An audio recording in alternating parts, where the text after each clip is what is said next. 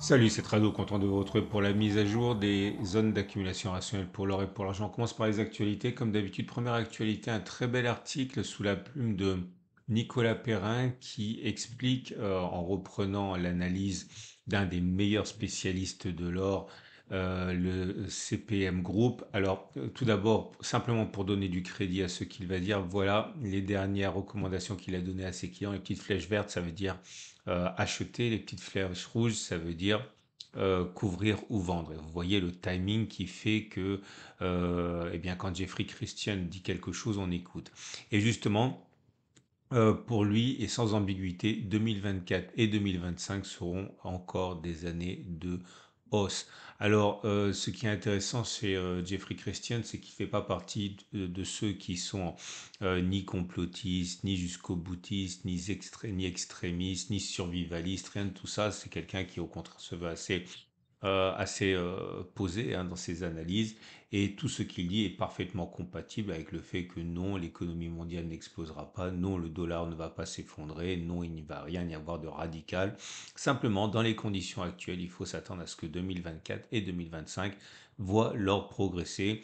Et une des raisons principales, c'est tout simplement parce qu'il va y avoir une récession économique et que les taux d'intérêt vont baisser, ce qui favorise l'or. Il dit même que la récession économique ne sera pas aussi grave que celle de 2008, ni celle de 2020, mais ça sera quand même une récession importante. Pour le CPM Group, optimisme pour 2024, mais aussi 2025.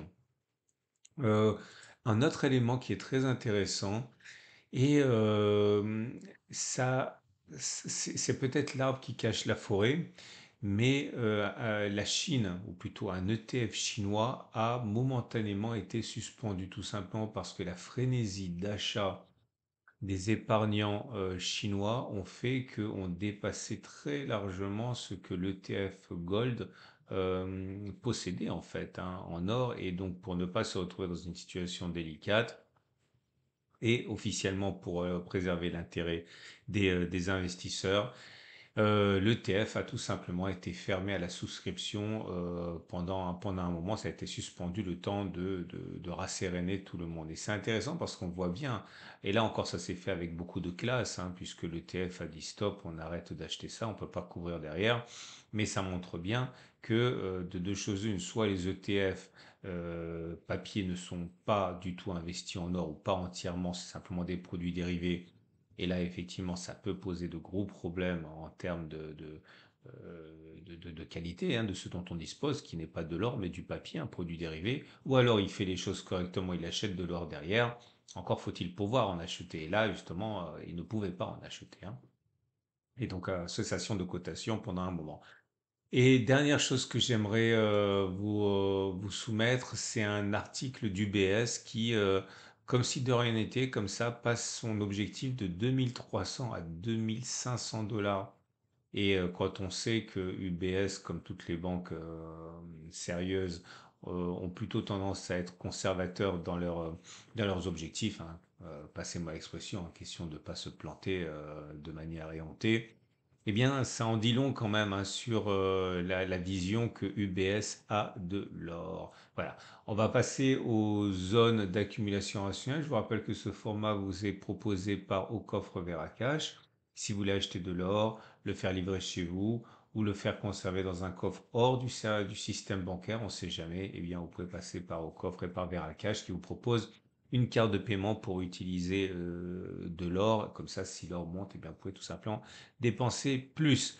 C'est parti pour les zones d'accumulation rationnelle. Et on passe aux zones d'accumulation rationnelle, et pour débuter, bien sûr, l'or libellé en euros qui continue son envolée. Alors, on ne pourra absolument jamais m'accuser d'être anti-gold, au contraire, je suis pro-or depuis des décennies, mais là, ça commence à devenir un petit peu exagéré, il faut une consolidation. Parce que plus la hausse est funiculaire, moins il y a de paliers, et plus il faut descendre pour aller chercher le prochain palier. Et là, vous voyez le prochain palier objectif, eh bien, il serait voilà, 6% plus bas, 8% plus bas, etc.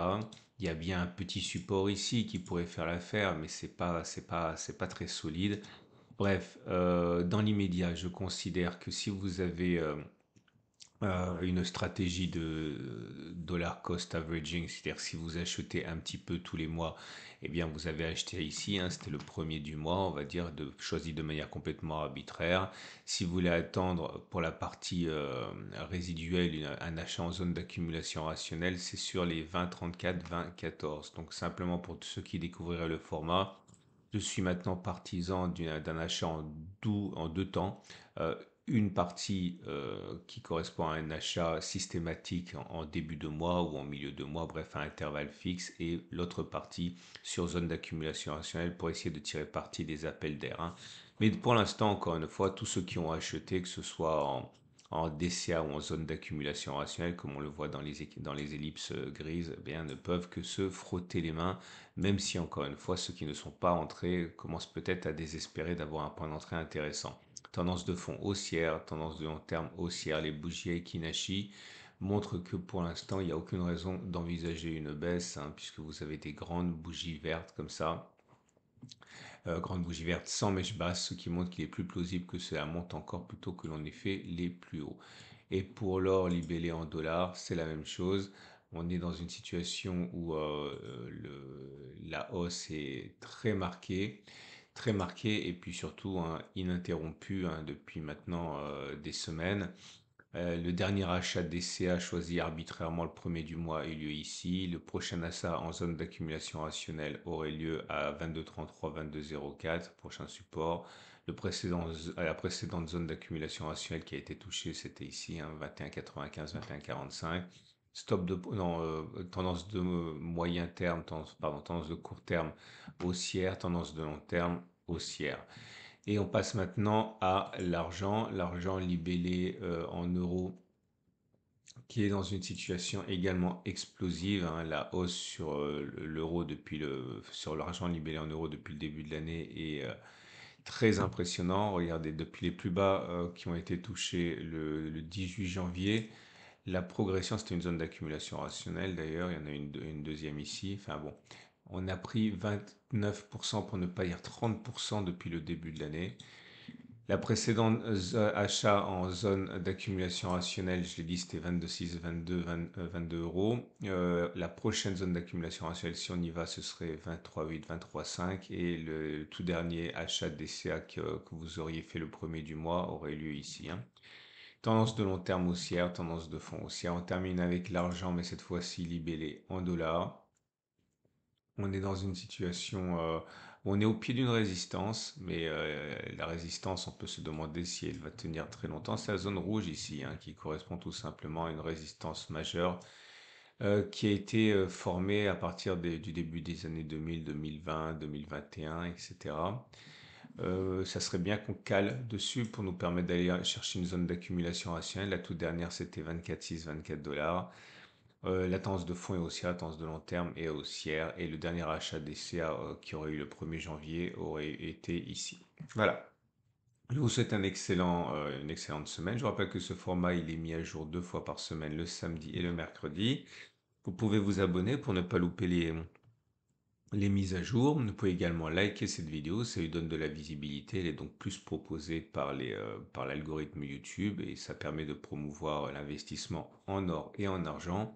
Vous retrouvez tous les liens que j'ai mentionnés pour les articles de début de vidéo en dessous de la vidéo et je vous dis donc à samedi.